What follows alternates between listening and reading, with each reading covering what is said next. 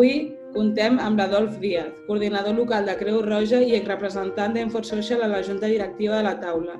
També amb Xavier Travado, actual responsable de la Junta Directiva, per analitzar la situació actual i les necessitats del tercer sector en relació a la transformació digital, des de les seves experiències. Ambdós heu treballat en posicions de responsabilitat a les vostres entitats i com a referents d'Enforsocial a la Junta Directiva, com bé hem dit. Heu pogut així conèixer diferents experiències en matèria de digitalització. Diuen que el millor aprenentatge s'obté de l'experiència i és per això que ens agradaria compartir els vostres coneixements en aquest camp amb la nostra comunitat. Comencem. Adolf, quin ha estat el teu aprenentatge durant aquests anys en relació a la transformació digital del sector? Com diries que estem i quines creus que són les claus? Bueno, Déu-n'hi-do aquesta primera pregunta, no? Aviam, anem una mica per parts, no? I intentar una mica resumir. Jo diria que com a aprenentatge principal ha estat tot el treball que hem fet plegats, diferents sectors, per construir una aliança molt potent. Quan parlo de sectors, parlo de l'administració pública, en aquest cas la Generalitat de Catalunya i l'Ajuntament de Barcelona. Parlo de l'empresa privada, de la Fundació La Caixa i el Mobile World Capital, i parlo, lògicament, de la taula a través del seu projecte Enforsocial, no? En el moment de la seva creació.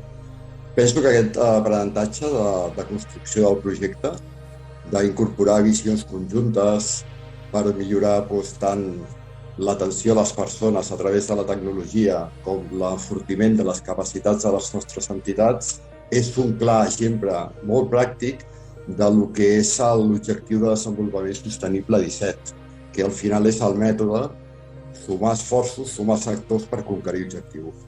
Molt bé, moltes gràcies. Xavier, com veus aquesta resposta de l'Adolf i quines creus que seran les claus per donar el següent impuls des de la taula?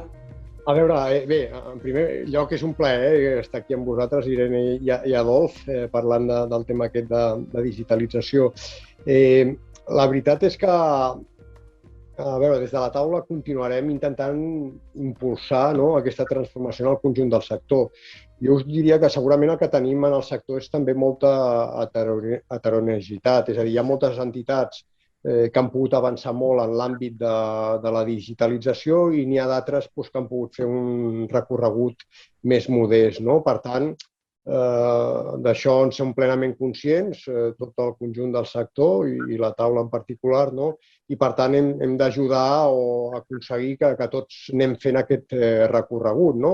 I per tant, segurament les entitats que han tingut les capacitats, ja siguin econòmiques o diguéssim, humanes, de tirar endavant amb més intensitat aquest procés de digitalització són un bon exemple i el que hem d'aconseguir és que totes les altres, que tenen potser més recorregut en aquest àmbit, puguin anar fent aquest recorregut. I per això segurament a la taula hem de jugar un paper d'aglutinar i de recolzar amb els diferents instruments que l'Enforsocial ha anat posant sobre la taula per fer aquest acompanyament i anar fent aquest recorregut entre tots i en la mesura del possible accelerar-lo.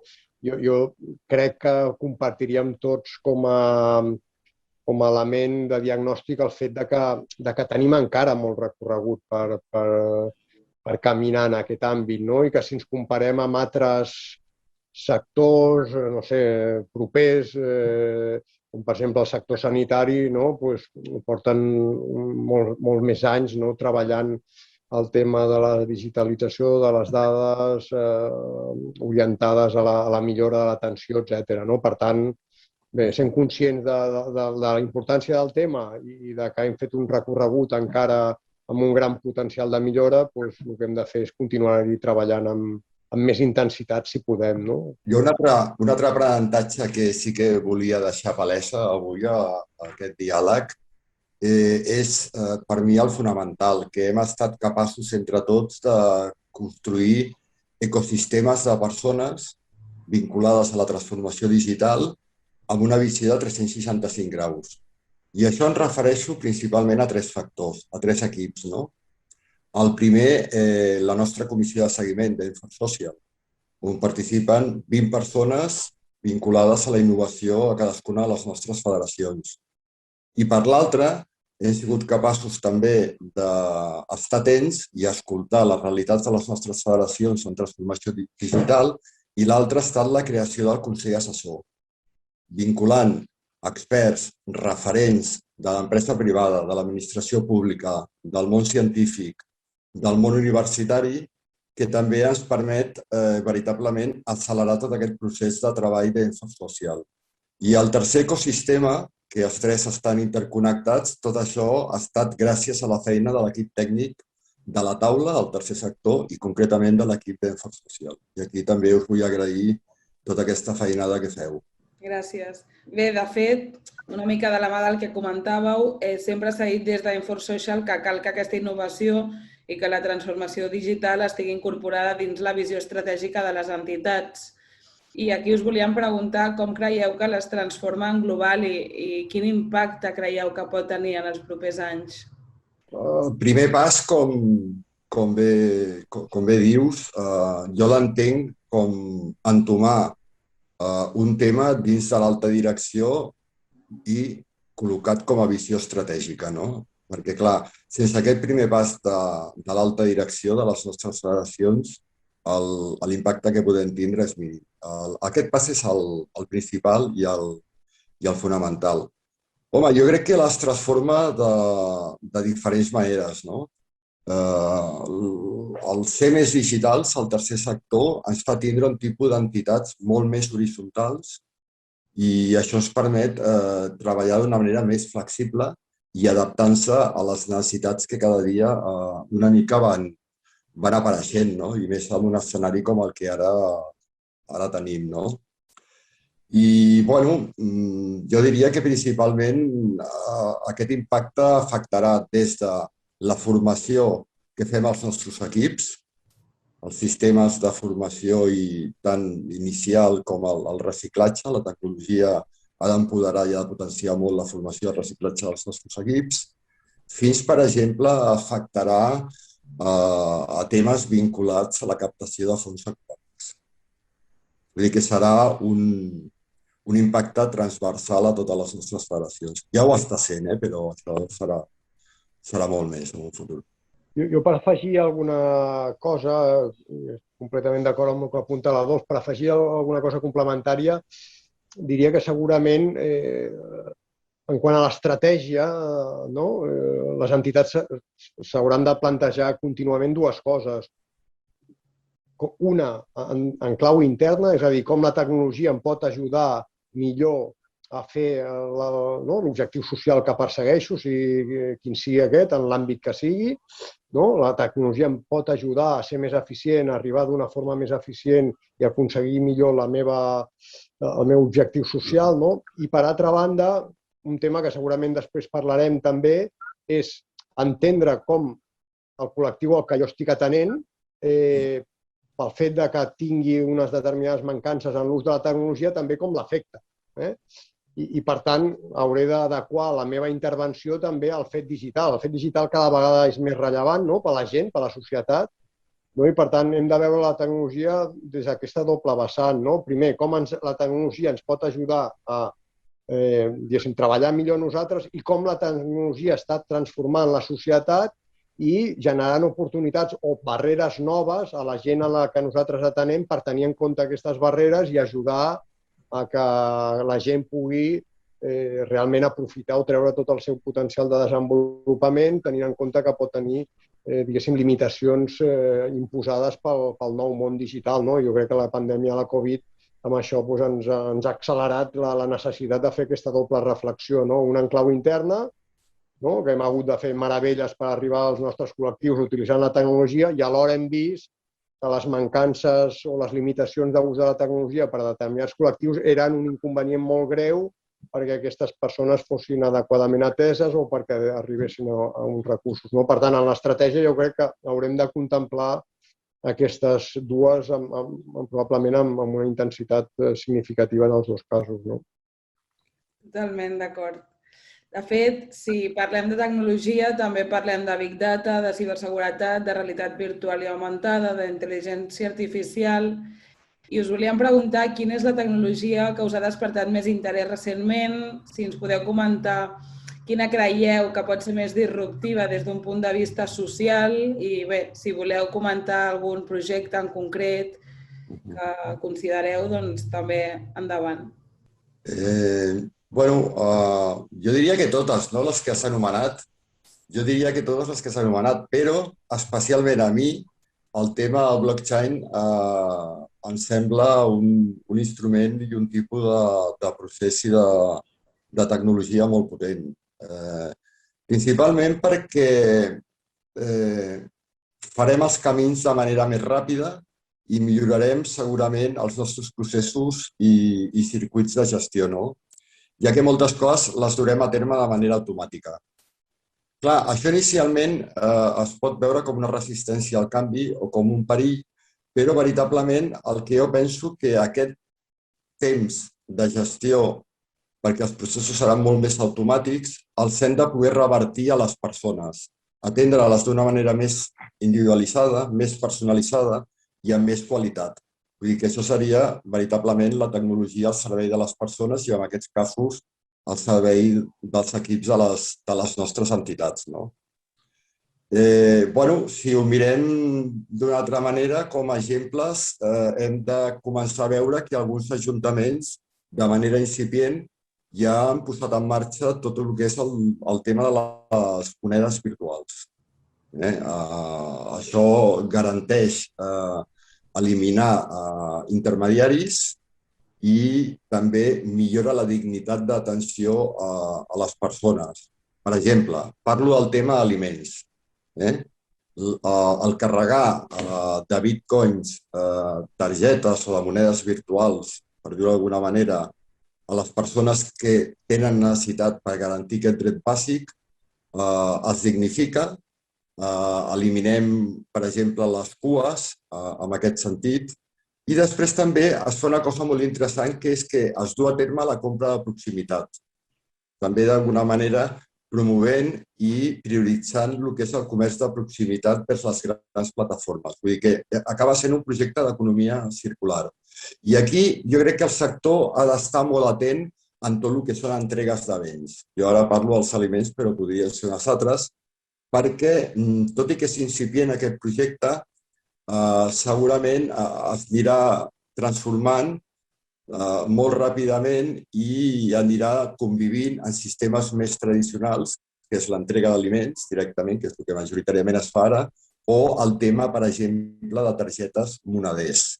Per mi el blockchain representa aquesta doble vessant, ja que pensar també que alguna de les nostres federacions amb aquest tipus de projecte ja incorpora aquesta tecnologia i aquests processos per optimitzar i fer més transparents la traçabilitat de donacions econòmiques. Vull dir que el tema és bastant potent. Sí, a veure, la veritat és que en quant a les diferents tecnologies que van sorgint, jo el primer comentari crec que aniran canviant. És a dir, les tecnologies evolucionen a una velocitat increïble i d'alguna forma cada una suposa una transformació, una possibilitat de transformació més gran o més petita, i a més els canvis cada vegada sembla que van més accelerats. La implantació del mòbil, per dir alguna cosa, ha estat a una velocitat increïble, molt més ràpid que altres tecnologies que havien arribat abans. I per tant, ara disposar d'un mòbil segurament forma una part significativa de poder estar integrat a la societat. I per tant, hi ha països que ja s'estan plantejant eliminar la moneda de paper o metall, per entendre'ns, i per tant tots els pagaments, tot apunta que d'aquí uns anys o unes dècades seran per via electrònica. Això pot suposar també uns nivells d'exclusió en determinades persones o col·lectius que no siguin capaços de poder disposar d'aquests elements. Per tant, la tecnologia obre unes oportunitats, com apuntàvem abans, però també uns reptes d'integració per col·lectius que ho requereixin. Jo crec que realment l'aspecte de les dades en general, i, si voleu, la intel·ligència artificial com a derivada última de l'ús de les dades, poden suposar realment una transformació, diguéssim, molt rellevant, no? Ho seran o estan sent ja, sense cap mena de dubte, en molts sectors industrials. Vull dir, el sistema de conducció, la conducció autònoma, per posar un exemple, pot transformar tota una indústria del transport i la distribució d'una manera brutal, no? I això, a poc a poc, crec que anirà arribant als aspectes més de gestió, de transformació social, no? I com apuntava l'Adolf, alguns ajuntaments, no? Com el de Barcelona, que ja tenen una certa capacitat, una capacitat important de començar a analitzar dades, doncs ja en els seus estan donant uns instruments als seus professionals, no? Per poder ser més eficients i més efectius i donar un millor servei al ciutadà basant-se en el que seria tecnologies vinculades a intel·ligència artificial, no?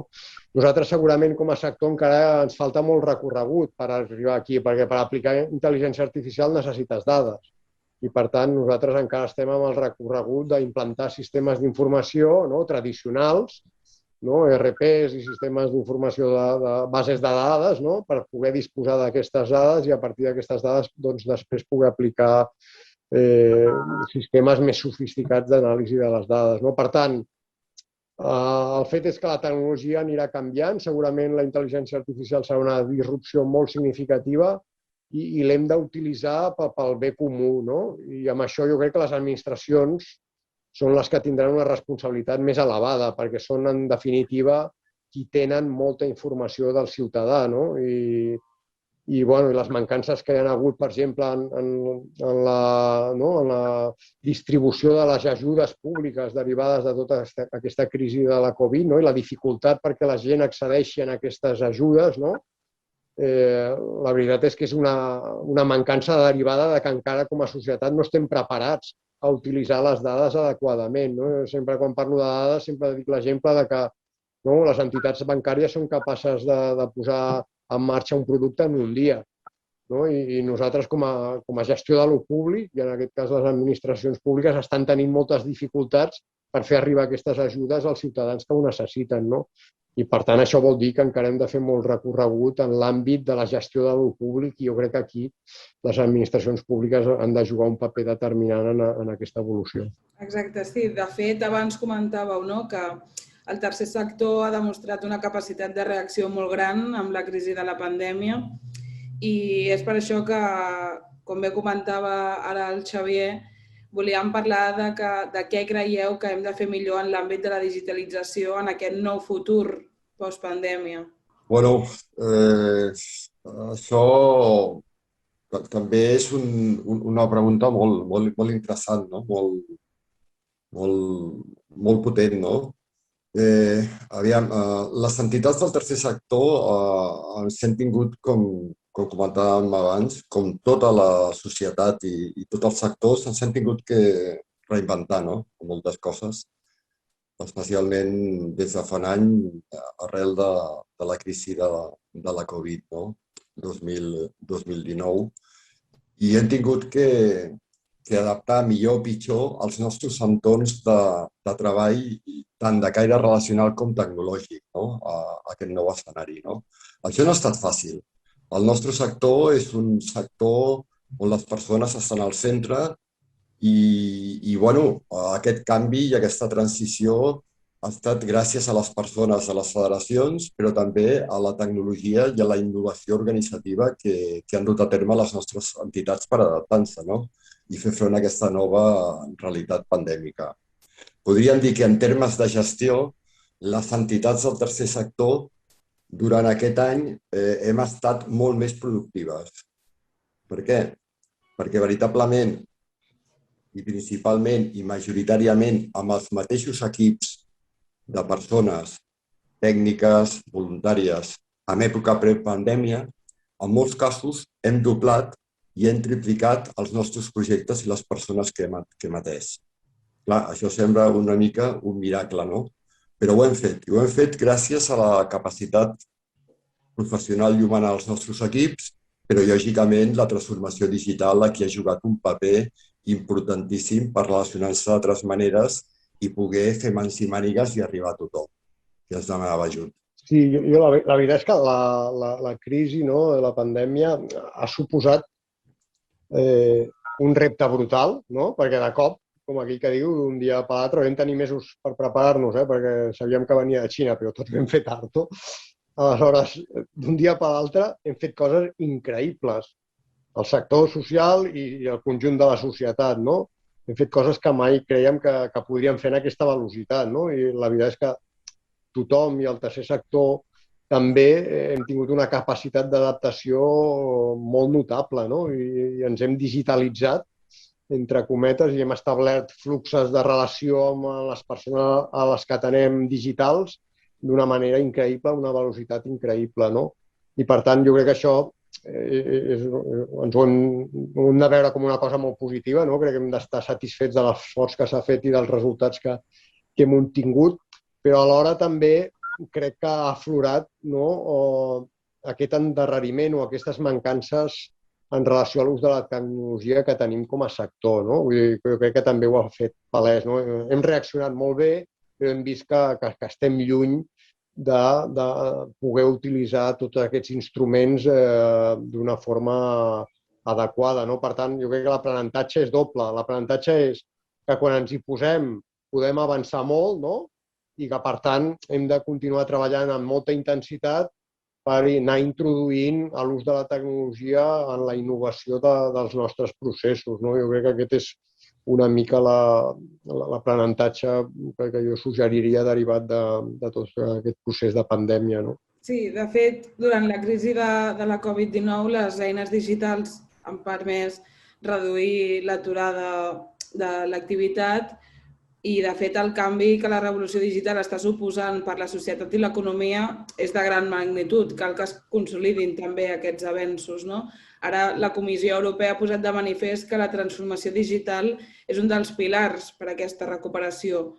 Llavors, de manera més concreta, com creieu que ha afectat aquesta pandèmia a l'adopció tecnològica per part de les entitats del tercer sector? Sí, em sembla que l'afectació bàsicament ha estat, no, una necessitat imperiosa de continuar atenent a les persones en l'àmbit digital. I, per tant, el que hem fet molt, no, és aprendre a utilitzar les eines de comunicació, muntar grups de tota mena per continuar estant en contacte amb la gent que havíem d'ajudar, muntar protocols nous i noves formes d'actuació, apalancades sempre en la tecnologia, sobretot en el marc del confinament estricte, no? Doncs no hi havia cap altra alternativa de continuar atenent a les persones, no?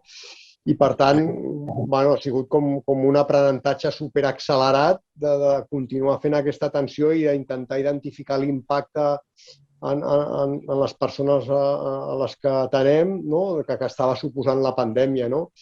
Jo crec que l'adopció tecnològica més gran ha estat d'utilitzar les eines disponibles per continuar atenent a les persones, no? I això és una reflexió interessant en el sentit de, o crec que és que tampoc hem fet un avanç en allò que és de transformació de les nostres maneres de treballar i d'utilitzar la tecnologia. Hem estat molt focalitzats en aquesta situació de que no podíem sortir al carrer, no? Què fèiem amb la tecnologia en aquestes circumstàncies, no? Per tant, ha estat un aprenentatge molt accelerat i molt profitós i que ara podem aprofitar per quan anem entrant a la situació de normalitat, totes aquestes capacitats que hem desenvolupat, veure com les integrem en el nostre dia a dia, no? I no oblidar que hem de continuar treballant amb una visió més estratègica i més a mig termini per anar incorporant la tecnologia, perquè no tot és utilitzar el Zoom i tenir grups, diguéssim, digitalitzats de comunicar-nos amb la gent. Hi ha molts altres usos que hem d'anar posant sobre la taula de l'ús de la tecnologia. Jo, un exemple concret, és dir, en l'època més dura de la pandèmia, és a dir, amb el confinament total, el mes de març, les entitats, per exemple, de la taula, que treballen a les persones grans, van seguir actuant i van seguir comunicant-se amb les persones grans. Aquestes no podien vindre a les nostres seus, no podien fer tallers de memòria, i tot això ho vam fer amb eines digitals, a través de plataformes virtuals i veient a la persona, veient-li la cara, perquè prèviament, en molts casos, ja s'havien format i amb aquelles que no podien tindre ja una part més vinculada al vídeo, com a mínim eren trucades telefòniques, no? Això jo crec que és de les coses aquelles que més amagades de la pandèmia, però ja que recordar que moltes persones grans viuen en absoluta soledat i a vegades l'únic contacte que tenen és la trucada d'una persona a les nostres entitats per saber quin estat té, com es troba, ja que la seva xarxa veïnal o familiar, o per diferents motius, hi ha mancances de relació o a vegades són motius geogràfics, no? Que tens la família en un altre lloc. Jo penso que aquí, de manera concreta, s'ha ajudat molt i s'ha pogut mantenir aquest vincle, per exemple, amb una població molt vulnerable en la qual moltes entitats de la taula treballem, no? I, bueno, jo penso que això també, el tema aquest, té molt a veure també amb un tema de generació, no? És a dir, ja estem treballant amb unes edats, a vegades, i amb unes persones que venen d'una generació on la tecnologia ni està ni se l'esperava. Hi havia la ràdio i la tele, no? Això, progressivament, quan la piràmide d'edat, les persones de 30, 40, 50 es vagin fent grans, tot el tema del treball de les nostres entitats a nivell tecnològic amb les persones veritablement serà com el pa de cada dia, no? Penso que anem a uns models mixtes. Lògicament, hi ha unes activitats que han de ser 100% presencials, però anem també a un model d'atenció en sistemes virtuals.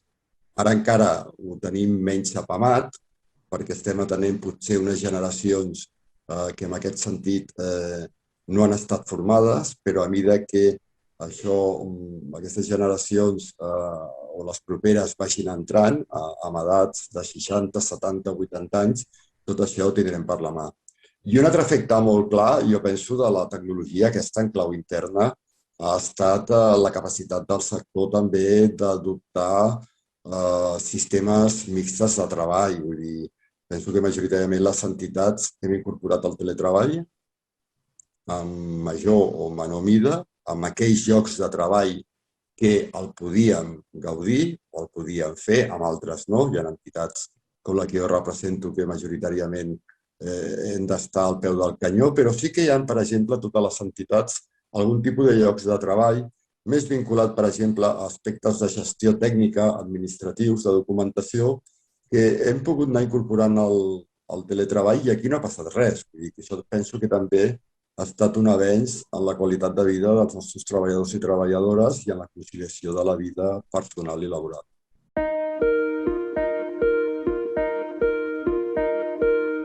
Jo aquí seré molt breu perquè una de les coses que estic més orgullós de la meva etapa a la taula com a referent d'Enforce Social és el treball i la publicació d'aquest estudi de l'escletxa digital, no? Que el que ens ve a dir és allò que ja sabíem, no? Totes les entitats una mica que estem treballant al dia a dia a primera línia, però ara documentat en dades, no? I tots sabem que quan hi ha dades, en aquest cas dades més físiques, doncs, les coses s'entenen millor, es poden explicar millor tant interna com externament. Però veritablement el tema és bastant important des del punt de vista perquè estem afegint una nova desigualtat a les persones que veritablement ja estem atenent i que ja pateixen moltíssimes desigualtats en altres aspectes i aquí s'afegeix el que seria per mi la pobresa tecnològica, no? I en aquest sentit jo diria que tenim que assegurar a les persones que atenem tant l'accés a la tecnologia en forma de qualitat i velocitat com que el seu preu sigui un preu assequible, no? I la taula, en aquest sentit, s'està plantejant i crec que hi ha una mica arrelat i algun discurs que en algun moment hem fet i suposo que seguim fent, que és una mica la reclamació del vot digital, tant a les administracions públiques com amb algunes companyies que operen amb aquest producte, no? Concretament. Això és molt important perquè sense una bona velocitat al teu domicili i un preu i un cost econòmic que veritablement sigui assequible i si no te'l pots acabar pagant tindre aquest vot digital, doncs veritablement segueixes tenint les mateixes oportunitats en molts aspectes de la teva vida, com ho fem tots, no? I al final el que volem és que tothom tingui aquest accés tecnològic com el que tenim nosaltres, no? I què passa? Que si no el tens, doncs disminueixen molt les oportunitats de recerca i de trobar ocupació. Les desigualtats educatives, com hem vist, creixen des del punt de vista dels nostres infants i joves, no?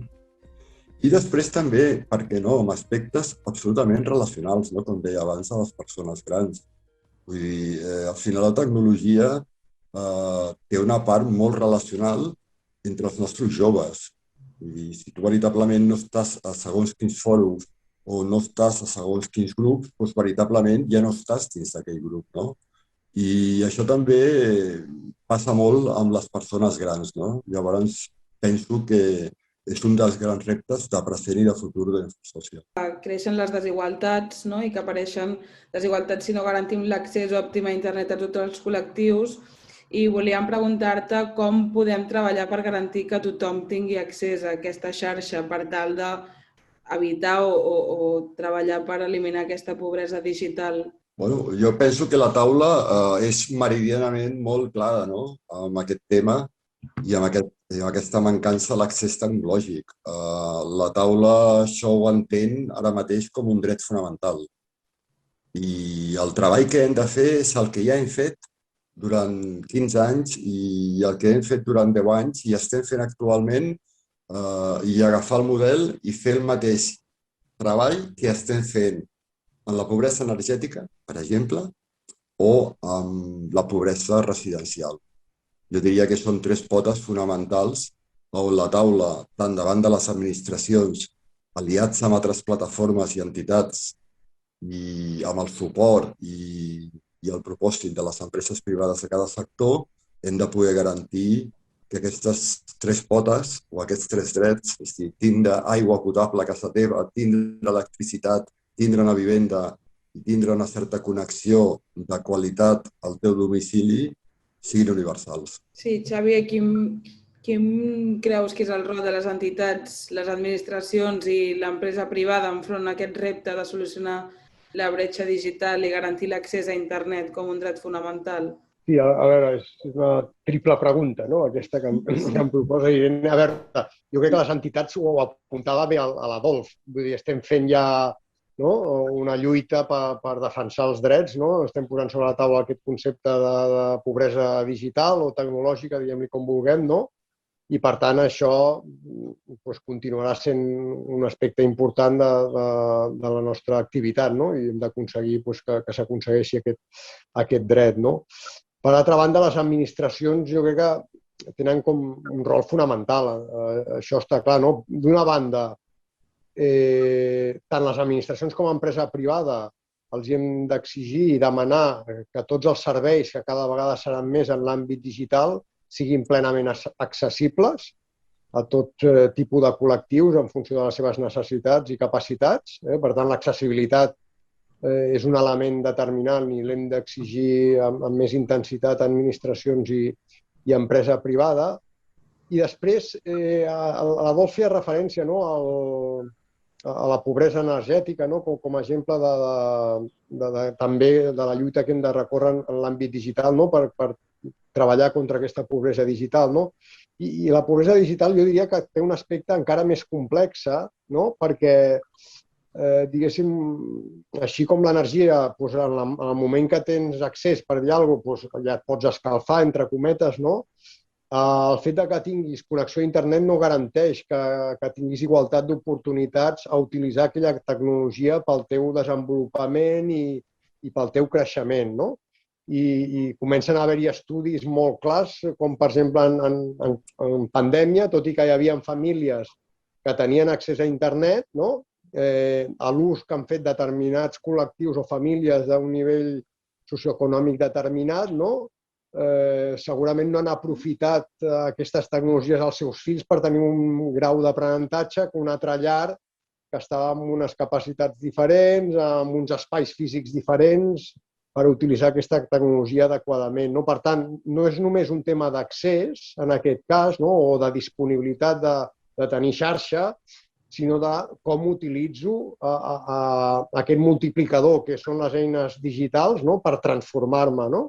i per millorar com a persona, per tenir més oportunitats laborals, educatives i de tota mena, no? Per tant, és un problema, si voleu, bastant més complexa o un repte més complex, no? Perquè, evidentment, la primera etapa és garantir l'accés físic, mecànic, a la xarxa, no? A tenir tubo, que en diríem, no? Però, d'altra banda, també és donar els instruments i les eines perquè la gent es pugui empoderar amb l'ús d'aquesta tecnologia, no? I que tothom la pugui utilitzar amb igualtat d'oportunitats, perquè si no el que passarà és que la tecnologia, o ja està passant en bona mesura, no? És que determinada part de la societat utilitzarà la tecnologia per ser més eficient, per tenir més qualitat de vida, per créixer més i per tenir una millor qualitat, no? I altra part de la societat es pot quedar encara més lluny d'aquest grup capdavanter, no? Per tant, entre entitats, administracions i empreses, no hem de sumar esforços per garantir que ningú quedi darrere, no? O que aquesta bretxa l'anem disminuint.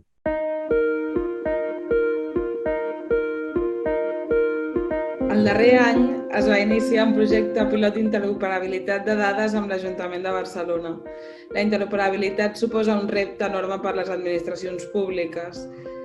Com creus, Adolf, que és de necessari integrar a les entitats del tercer sector que donen serveis públics aquesta interoperabilitat? Jo diria que aquest tema és el gran repte, no? Del tercer sector, no? Identificat en una primera etapa, iniciat, però que clarament amb aquesta etapa d'Infosocial i la taula en els propers anys jo diria que és una de les prioritats, no? Ja des d'un punt de vista més estructural, Quan nosaltres diem que treballem amb la persona i la persona està al centre dels nostres processos, no?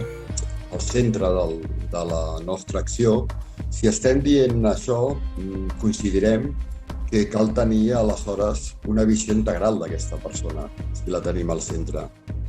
I aquesta visió integral de la persona es té amb dades de la persona, amb dades però de l'àmbit social, de la intervenció d'aquest àmbit social, de lo públic, de lo privat, de les entitats del tercer sector i compartint aquestes dades. És la manera de veritablement poder-la ajudar d'una manera més eficaç i eficient i sobretot les dades també es permeten anticipar-se a noves necessitats d'aquesta persona o d'aquesta família. Entenc que tot aquest tema és molt complex i jo crec que és possible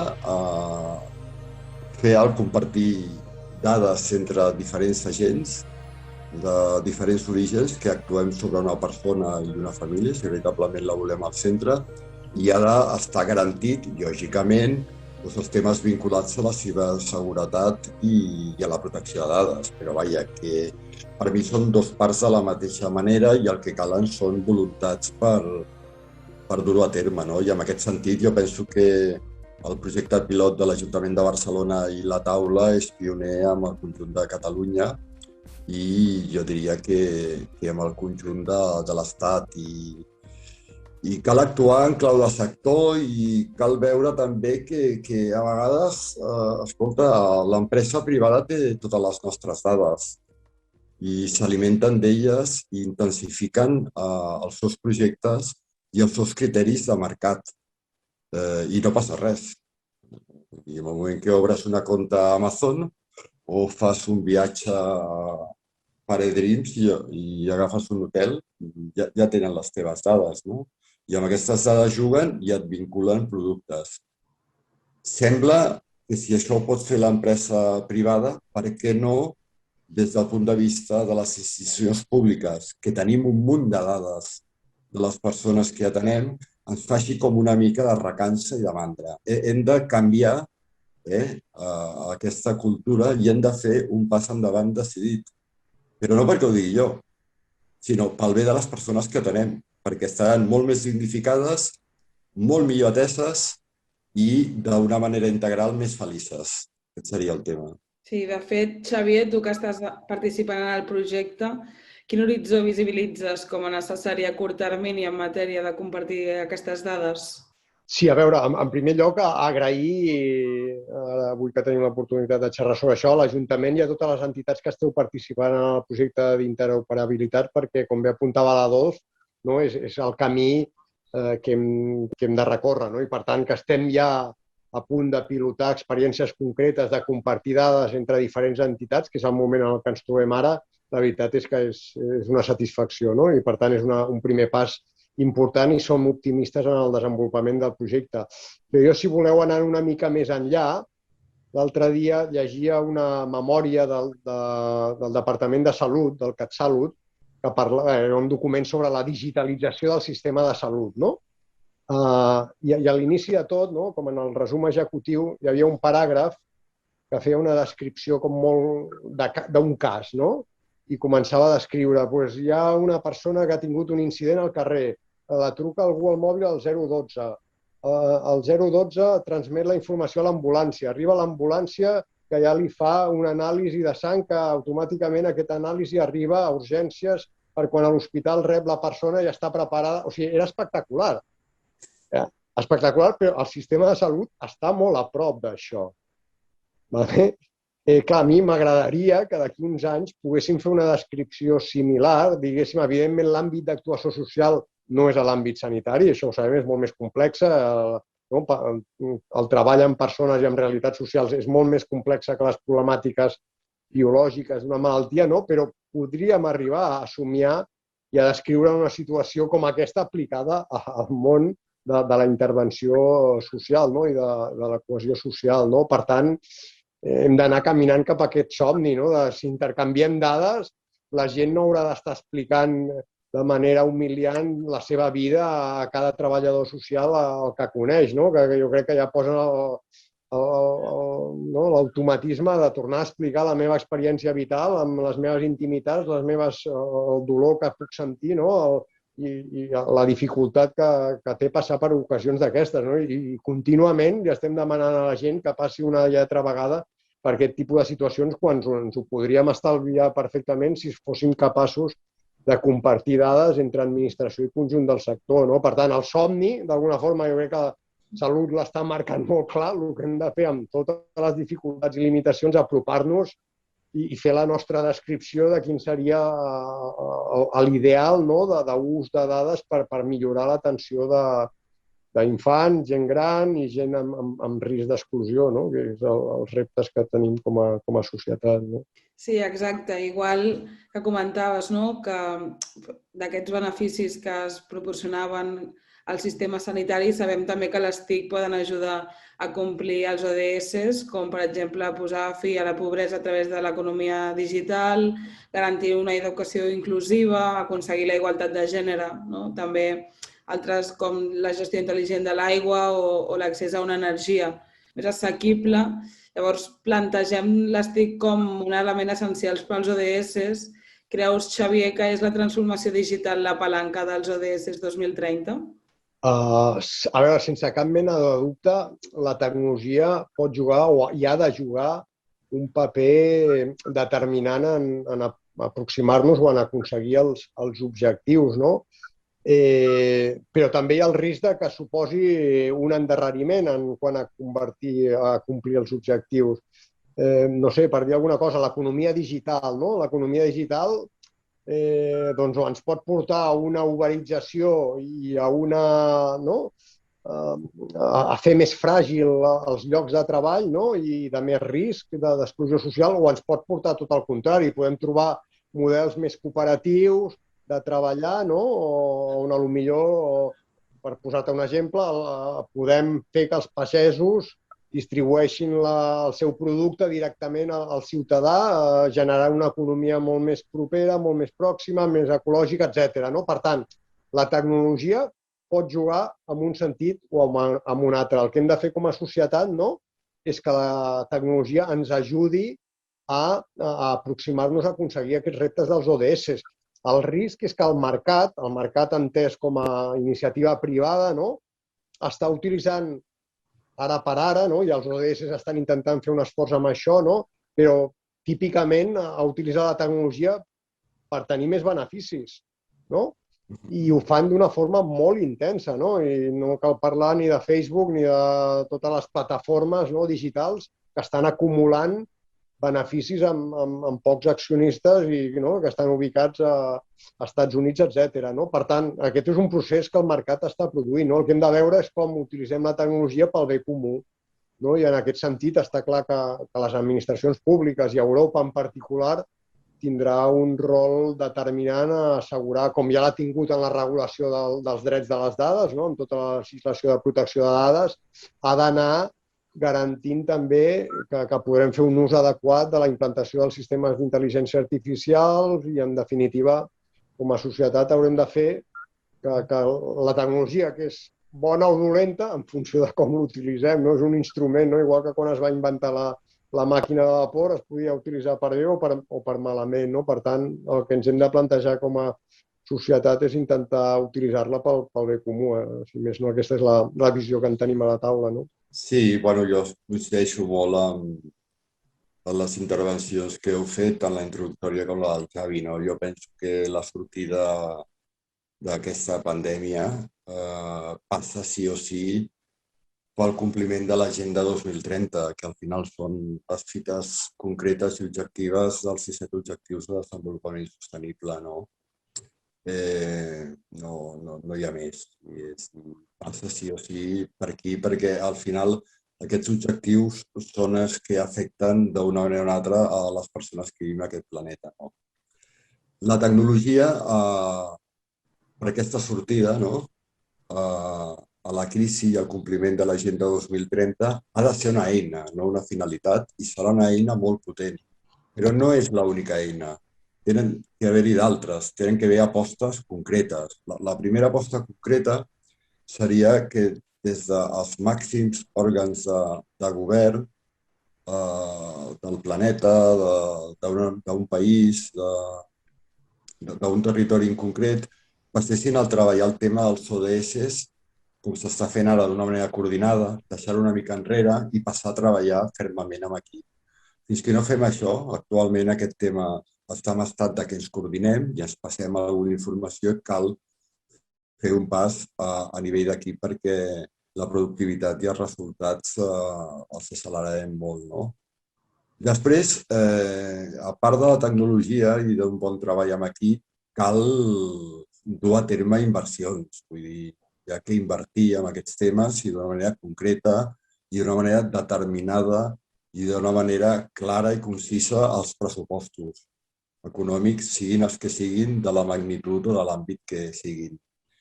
I un altre tema important també per l'assoliment dels ODS entenc que és el tema vinculat més a la formació, no? La formació dels infants, dels joves ja de ben petits en tots aquests temes, no? Perquè d'alguna manera això els afectarà dia a dia en la seva etapa adulta, en la seva etapa laboral, en la seva etapa relacional, en la seva etapa econòmica, i és bo també incorporar la formació d'aquest tema ja des de ben petits. No? El que està clar és que si no es compleix d'una manera sèria i ferma aquesta agenda, podem tindre veritablement temes molt més serios dels que ara hem estat passant amb aquesta pandèmia. No? Això potser pot ser un principi, no? I hem de protegir el planeta, hem de treballar perquè les persones tinguin prosperitat i hem d'erradicar les desigualtats, vull dir que serien els ODS. I amb aquesta triple vessant dels objectius, la tecnologia és una eina fonamental. Llavors, quins creieu que són els principals reptes de futur del projecte M4Social? Aquesta la respons tu, Adolf, que ets qui ha acompanyat el projecte. Jo, si vols, després faig algun apunt. Però tu... Bueno, jo crec que han anat sortint una mica, perquè jo diria que el gran repte el comentàvem abans, no? Tenim molt camí a recórrer, però les possibilitats de millorar l'atenció a les persones a través de la combinació de les tecnologies són infinites. Són infinites per millorar la qualitat de vida de les persones que atenem. I aquí hem de fer una aposta molt, molt ferma els propers anys, amb l'objectiu d'aconseguir un cert estat de benestar més potent, més eficient i, per sobre del tot, més humà. Jo diria que aquest és el tema, no?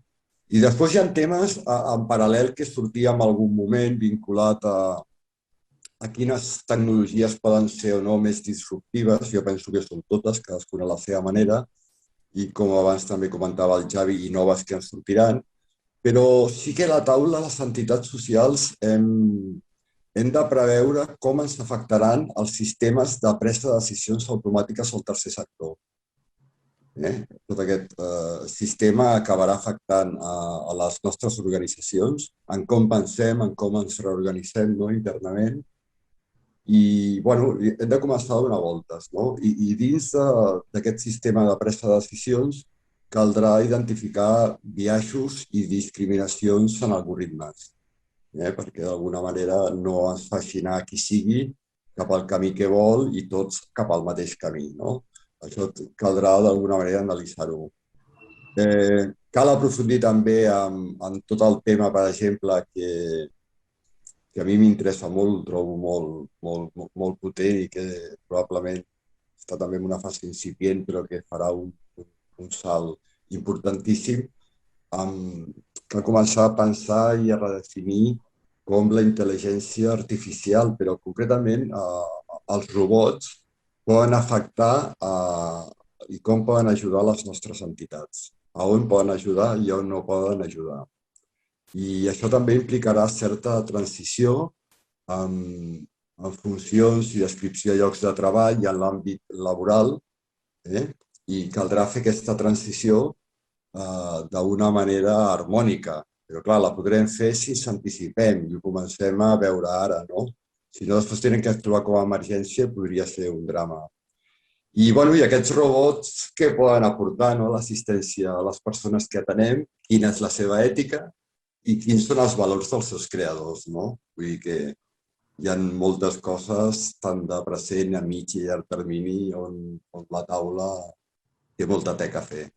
Jo, per afegir alguna coseta al que ha dit a l'Adolf, jo crec que el repte continua sent com a objectiu accelerar els processos de transformació digitals del conjunt del sector. I per fer-ho utilitzarem les palanques que d'alguna forma venim utilitzant i que també l'Adolf i tot l'equip que hi heu estat treballant heu anat impulsant. És a dir, col·laborar amb les entitats pels plans de transformació digitals de les pròpies entitats, que totes les entitats vagin avançant amb allò que podem. Ho recolzarem també des de la taula. El tema d'interoperabilitat, que ja hem esmentat, continuar avançant i fer-lo créixer i que cada vegada més entitats hi puguin participar i aquest projecte amb l'Ajuntament de Barcelona que pugui arribar a més àmbits d'actuació. Continuar treballant el tema de les aliances. Tot això ho fem amb aliances amb tercers, ja sigui per coneixement o per empreses tecnològiques, etc. Per tant, el món de les aliances continuarà o ha de ser una eina fonamental per continuar avançant i treballar fermament, com hem dit, pel tema dels drets, que en definitiva serà una lluita important dels propers anys. Molt bé. Doncs bé, arribem al final. Adolf, Xavier, moltes gràcies per compartir els coneixements. Ha estat un autèntic plaer poder aprendre de les vostres experiències i debatre de com la transformació està afectant a les entitats socials. Des de la taula del tercer sector i Enforce Social continuarem treballant per millorar la qualitat de vida d'aquests col·lectius en situació de vulnerabilitat. Moltes gràcies. Gràcies a tu, Irene. Moltes gràcies, un plaer participar-hi.